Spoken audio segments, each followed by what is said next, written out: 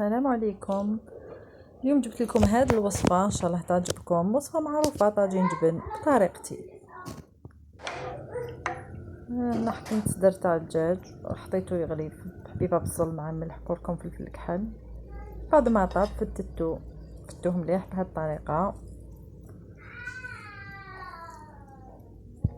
وباش ما يجيناش ناشف طاجين ديالنا. هذيك لاصوص اللي طاب فيها الدجاج نمرقوا بها ونشربوا بها هذاك الصدر باش ما يجيناش ناشف، باسكو كاين بزاف اللي يجيهم ناشف. بهذه الطريقه ما يجيش ناشف، يجي خفيف ويجي بنين.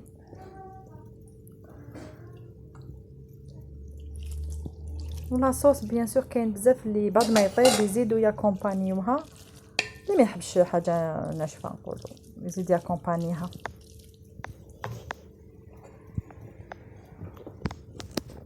هنا جبن مثلثات قطعته وضفته للخليط. بيان سور طاجين جبن لازم يكون فيه الجبن.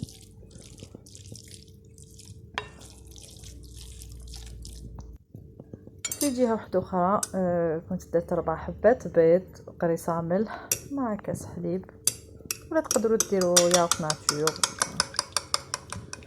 تخلطوه مليح وزدت له مغرف كبيره تاع فرينه مع مغرف صغيره تاع خميره كيميائيه، خميره الحلويات. هنا هاد لي طاب يعني تقدروا تستغناو عليها. انا حبيت نديرها باش يجيني خفيف ويتحمر. خلطت مليح، فرغت المحتوى على الدجاج. لازم يكون هكذا جاري بهذه الطريقه، يعني جاري ما يكونش ناشف كما راكم تشوفوا في الصوره. يكون المزيج يعني جاري ماشي ناشف. انا حبيت نزيد يعني فلفل كحل وفلفل احمر حار. شويه نحبوا شويه احنا الحار، نسمت شويه بالحار. اللي ما يحبش ما يديرش، باسكو رانا ديجا طيبنا بالفلفل الكحل فيه ديجا. والملح ردوا بالكم باسكو راه فيه ديجا الفرماج وطيب من قبل الملح، يعني ما تكتروش.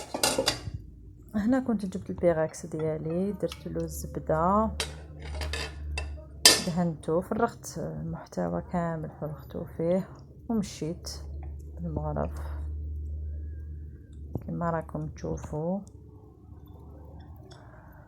وهنا كان عندي فرomاج غابي، انا استعملت شيدار ويمكن تستعملوا واش كان عندكم حاضر.